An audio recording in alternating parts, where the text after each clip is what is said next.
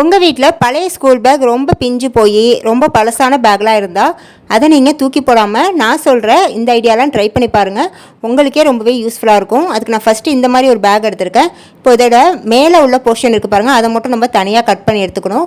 இதுக்கு வந்து காது பிடிக்க வந்து அந்த பேக்கோட வார் இருக்குது பாருங்கள், அதே வந்து கட் பண்ணிவிட்டு ஸ்டாப்லர் போட்டு பின் பண்ணி இந்த மாதிரி மாட்டி விட்டுக்கலாம். இப்போ இது உள்ளே வந்து 2 ஜிப் இருக்குங்க. இதில் நம்ம வந்து இபி கார்டு, பாஸ்புக், இது மாதிரி முக்கியமான திங்ஸ்லாம் நம்ம போட்டு ஆர்கனைஸ் பண்ணி வச்சுக்கலாங்க. நம்மளுக்கு டக்குன்னு எடுத்துகிட்டு போகிறதுக்கு வசதியாக இருக்கும். அடுத்து பார்த்திங்கன்னா இப்போ இதோட உள்ளே வந்து இந்த மாதிரி ஒரு கிளாத் இருக்கும் பாருங்கள், அதை நான் 2ஆக கட் பண்ணி எடுத்திருக்கேன்.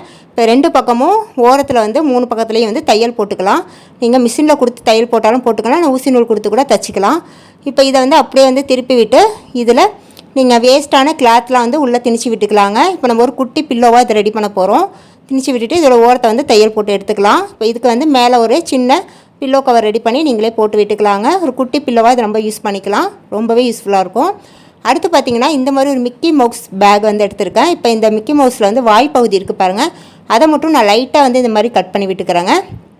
அவ்வளோதான். இப்போ இதை வந்து நம்ம ஒரு ஆணியில் மாட்டி வச்சிட்டோம்னா இது உள்ள கேரி பேக்லாம் போட்டுக்கலாங்க. ஜிப்பு உள்ள கீழே அந்த மிக்கி மவுஸ் வந்து வாய் கட் பண்ணி வச்சுருந்தோம் பாருங்கள், அதில் வந்து நம்ம அதை வெளியே எடுத்து யூஸ் பண்ணிக்கலாம். அடுத்தது அந்த பேக்லேயே வந்து இந்த மாதிரி ஒரு கிளாத் இருந்துச்சு, அதையுமே கட் பண்ணி 4 பக்கமும் ஸ்டாப்லர் போட்டு பின் பண்ணிட்டாங்க. இப்போ இது வந்து ஒரு பர்ஸ் மாதிரி நம்ம வச்சுக்கலாம். இதில் வந்து நீங்கள் வேல்க்ரோ போட்டு கூட ஒட்டி யூஸ் பண்ணிக்கலாம். நம்ம ஹேண்ட்பேக்கில் வந்து போட்டு வச்சுக்கலாங்க.